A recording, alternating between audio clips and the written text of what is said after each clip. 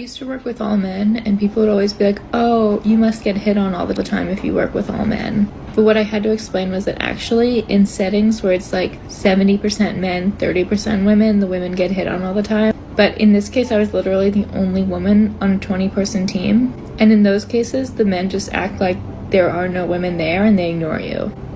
At least that's what I told myself. Okay, I can explain this. Because I have a female friend who I haven't spoken to her in a while, but she was technically in the same boat. Canada was long before I had my red pill moment. It was, and long before I decided to become a fully dedicated passport bro.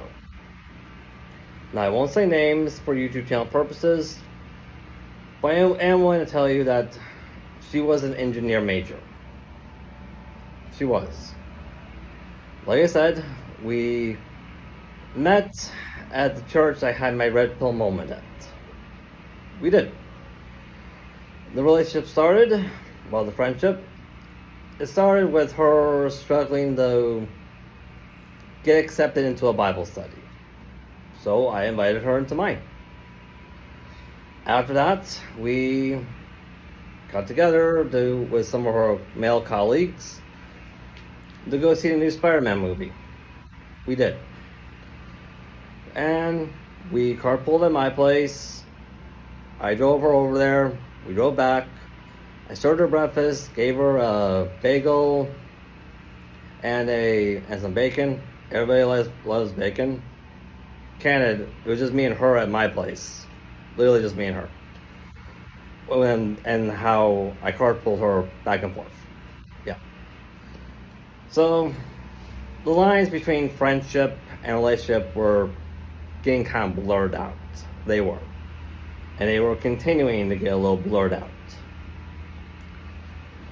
For example, I met with her entire family. I even met her mom.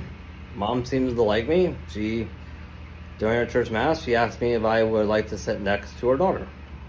So yeah, continuing to get blurred out here on that line. It honestly God was. And she made pretty clear she was not a feminist. She was highly against it because I guess the fear of being isolated at work was there. It was.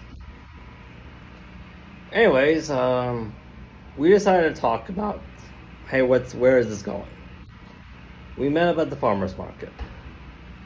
And at the farmer's market, she told me that she decided to hook up with a male classmate of hers. Okay. And my response to that was, okay, oh well, I'll just dedicate myself to being a passport bro now. Which took her by surprise and caught her off guard, obviously. But the surprising thing was that male classmate of hers had the same name as me. He was a Matthew as well. Alright. This led to us having a conversation of, okay, what kind of person that we both think we need for life partners. I gave mine, and when she gave hers, instead of describing her supposed boyfriend, she described me. Which, that kind of took me off guard myself. I was kind of very shocked about that. But kind of just ignored it. I did.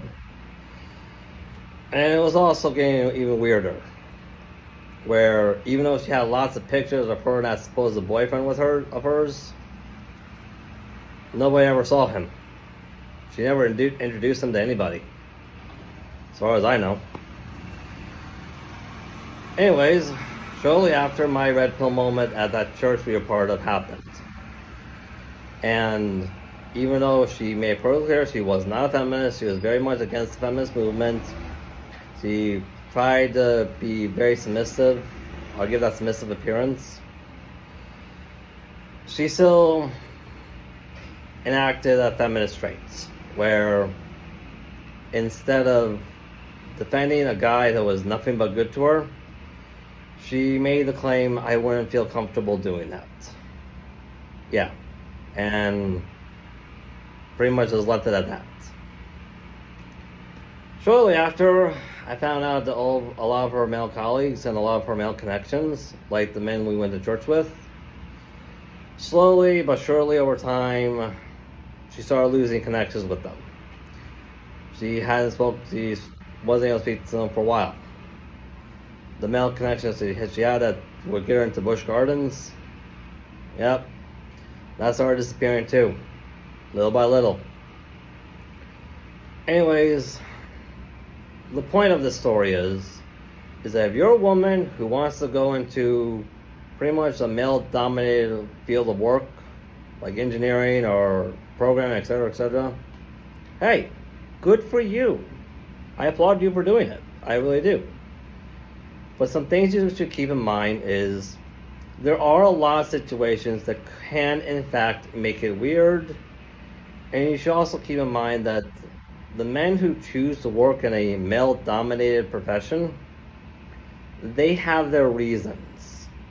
So before you fully commit to this, you ladies should really start researching, hey, what those reasons actually are. That's my biggest piece of advice for that. If you don't want to end up being isolated at work. Anyways, that's all we have time for today. If you like this content, by all means, like, subscribe, hit that notification bell, leave a comment. It really helps us out. It really does. Peace out, my bros. Peace out.